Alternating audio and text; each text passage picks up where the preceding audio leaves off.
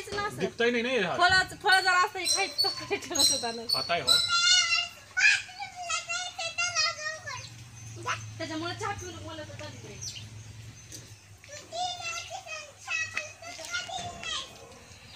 आता फल कितना फल है बघा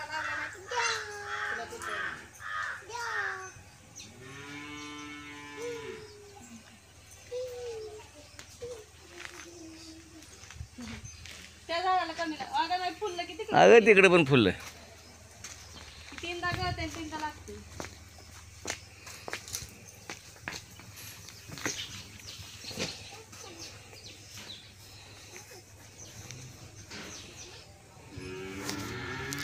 गुरुदेव डेअरी बोला अनुभवाची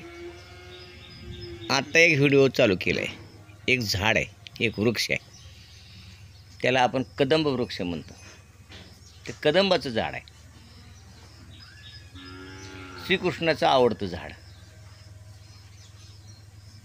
या कदंब वृक्षाखाली कोठुनी या बासरी वाजविली असं एक त्याचं भजन आहे महाराजांचं या वृक्षाचे गुणधर्म असे आहेत हे इनफर्टिलिटीसाठी चांगलं आहे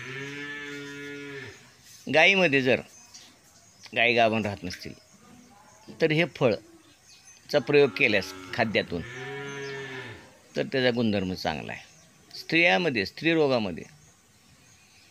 ह्या फळाचा उपयोग होतो हे कच्चं फळ जर खाल्लं तर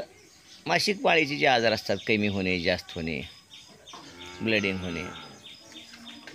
हे आजारीने दुरुस्त होतात वंध्यत्व निवारण याच्यातून वंध्यत्वाचं एक फार चांगलं औषध आहे असा एक गुणी वृक्ष आहे हा आणि हे गुणी वृक्ष एखादा आपल्याकडे असावा हे माझ्याकडे मी असंच लावलं आणून एक 4-5 वर्षाचं झाड आहे अतिशय सुंदर फळं आली त्याला आम्ही कुठंतरी एखाद्या गाईवर प्रयोग करतो आणि अशीच फळं पडून जातात कुणीतरी ह्याचं भाजी करतात थोडीशी तुरट लागते पण अतिशय चांगल्या प्रतीचं झाड आहे आणि प्रत्येकाच्या शेतामध्ये एखादं एक झाड असावं आणि असं आपण कदंबाचं वृक्ष लावावा बघूया भेटूया पुढच्या भागामध्ये